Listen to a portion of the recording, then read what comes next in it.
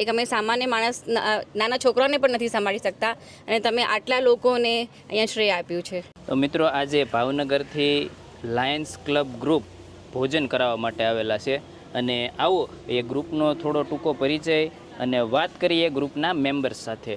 તમારા ગ્રુપનું નામ? Lions club of okay. Bhavnagar. અને તમારું શું નામ છે? પ્રિયંકા અગ્રવાલ. ઓકે. પ્રિયંકાબેન, તમને આ માનવ પરિવાર ટ્રસ્ટ કેવું લાગ્યું? મને તો બહુ સરસ લાગ્યું. તમારી સેવા જોઈને મને બહુ આનંદ થયો કે તમે આટલા લોકોને એટલી બધી સરસ રીતે સેવા કરો છો જે અમે માણસ ન કરી શકીએ.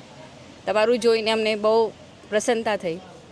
અને પ્રિયંકાબેન, આ ટ્રસ્ટમાં એવા લોકો આશરો લઈ રહ્યા છે કે એને એના પરિવારે તરછોડી દીધા છે. બરાબર છે. એના પરિવારે એને હાંકી કાઢ્યા છે.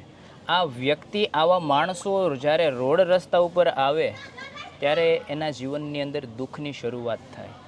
આવા એના અઘરા અને મુશ્કેલ સમયે આ ટ્રસ્ટની ટીમ આવા ભાઈઓ બહેનોને રોડે રસ્તેથી રેસ્ક્યુ કરે, એને અહીં લાવવામાં આવે, એવા લોકોને આ ટ્રસ્ટ આશરો આપે છે. અને આ વ્યવસ્થા તમને કેવી લાગી? ને આ વ્યવસ્થા તમારી બહુ સારી છે.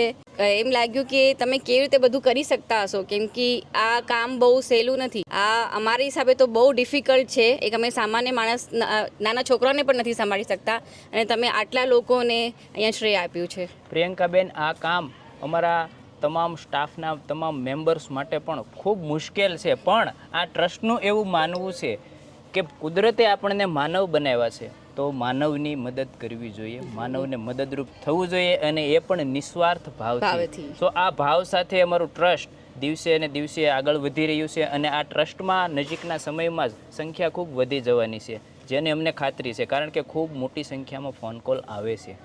ફોન કોલ આવે છે તો મતલબ કે રોડે રસ્તે માણસોની, આવા લોકોની પરિસ્થિતિ ખૂબ કથળતી હોય છે, હેરાન થતા હોય છે, અને આ રોડ ઉપર દિવસે ને દિવસે સંખ્યા વધતી જતી હોય તો જ ફોન કોલ આવે. તો તમે એના વિશે કંઈ કહેવા માંગશો?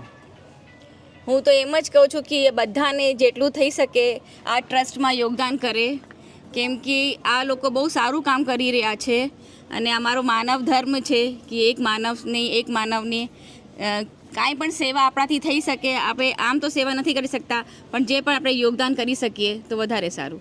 ખૂબ ખૂબ આભાર પ્રિયંકાબેન તમારો, અને આ તમામ ગ્રુપનો પણ ખૂબ ખૂબ આભાર. આપ સૌ રૂબરૂ આવ્યા એ બદલ આપ સૌનો હૃદયથી આભાર. ધન્યવાદ. Thank you.